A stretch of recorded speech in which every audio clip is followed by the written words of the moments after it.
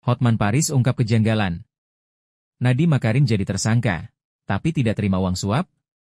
Pengacara kondang, Hotman Paris Hutapea, buka suara mengenai penetapan mantan Menteri Pendidikan, Kebudayaan, Riset, dan Teknologi, Mendikbudristek, Nadiem Makarim sebagai tersangka kasus dugaan korupsi laptop Ceromebok oleh Kejaksaan Agung RI. Hotman yang juga kuasa hukum Nadiem Makarim itu menilai adanya hal yang janggal ketika kliennya ditetapkan sebagai tersangka. Sebab, kata Hotman, dari hasil penyelidikan jaksa terungkap bahwa Nadiem Makarim tidak terbukti menerima uang suap dari pihak manapun untuk pengadaan laptop Ceromebok dan tidak menemukan markup harga laptop oleh mantan bos Gojek itu.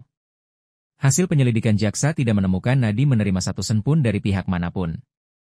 Jadi tidak ada bukti bahwa Nadiem pernah menerima uang suap dari siapapun, baik dari vendor atau pihak manapun dalam pengadaan laptop tersebut, kata Hotman melalui sebuah postingan di akun Instagram Hotman Paris Official, Kamis, 4 September 2025. Ia menambahkan, tim kejaksaan juga tidak menemukan adanya markup, penggelembungan anggaran, atas harga dari laptop dan sistemnya. Karena semuanya melalui prosedur yang benar, tidak ada markup sama sekali, ujarnya. Karenanya Hotman mempertanyakan di mana korupsi yang dilakukan Nadiem. Pertanyaannya, korupsinya di mana? Korupsinya di mana? Ucapnya. Hotman pun kemudian membandingkan kasus yang menjerat Nadiem Makarim dengan mantan Menteri Perdagangan, Mendak, RI Tom Lembong. Hotman membeberkan, Tom Lembong juga tidak menerima 1 sen pun dari impor gula, tapi diadili sebagai terdakwa korupsi dalam sidang. Sekarang Nadiem Makarim tidak menerima 1 sen pun dan juga belum ada bukti memperkaya siapapun. Tapi Nadiem sudah ditahan, kata Hotman. Oleh sebab itu, Hotman berjanji akan berjuang membebaskan Nadiem dari tuduhan korupsi di pengadilan. Kita akan berjuang di pengadilan, imbuhnya.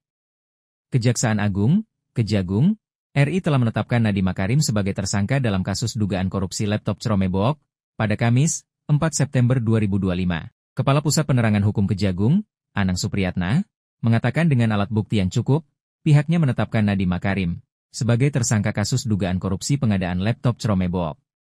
Penetapan ini setelah penyidik menggali keterangan saksi dan menemukan lagi sejumlah alat bukti yang cukup.